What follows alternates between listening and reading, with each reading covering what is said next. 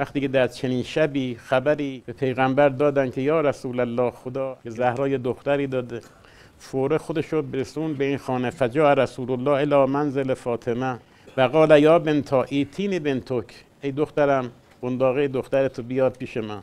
المولوده فلما احضرتها اخذها رسول الله و ضمها الی صدره الشریف. اولین کاری که کرد پیغمبر طبق این روایت بنداقه حضرت رو گذاشت رو سینه‌اش، فشار داد.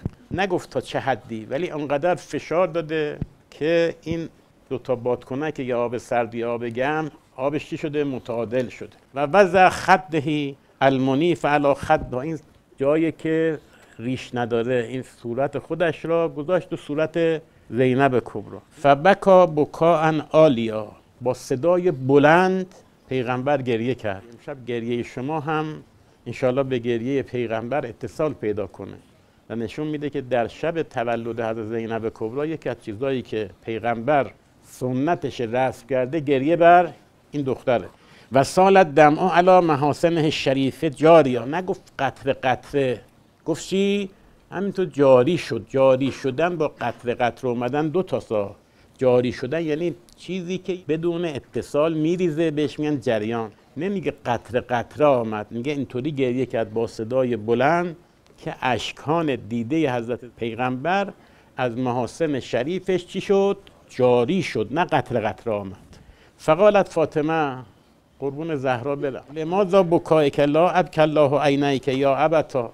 زهرا فرمود برای چی گریه میکنی بابا؟ خدا انشاءالله چشمتو گریان نکنه. فقال یا بنیه فاطمه فعلمی ان هذه البنت بعدک و بعدی تبتلی بالبلایا و ترد علیها مصائب و شتا.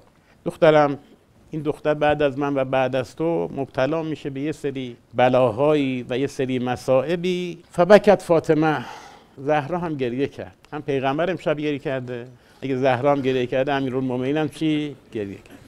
عند ذالک ثم قالت، زهرا گفت یا ابا فما ثواب من بکا علیها و علی مصائبها، اجر کسی که بر این دختر گریه کنه و بر مصائبش اشک بریزه چیه؟ فقال یا بضعتی و قرة عین ان من بکا علیها و علی مصائبها، نور چشم من، هر کس که بر این دختر گریه کنه و بر مصائبش اشک بریزه، یکون ثواب بکائهی که ثواب من بکا علی اخویها ثم سماها زینب. هر کس به این گریه کنه ثواب و اجرش مثل ثواب و اجری است که بر برادرانش گریه میکنه. بنابر این قسمت آخر زینب کبری شریکت الحسین. و گفتم که حضرت زینب توی کتابای ما براش بیش از 50 تا لقب ذکر کردن که یکی از القاب شریف اون حضرت شریکت الحسین. اللهم صل علی فاطمه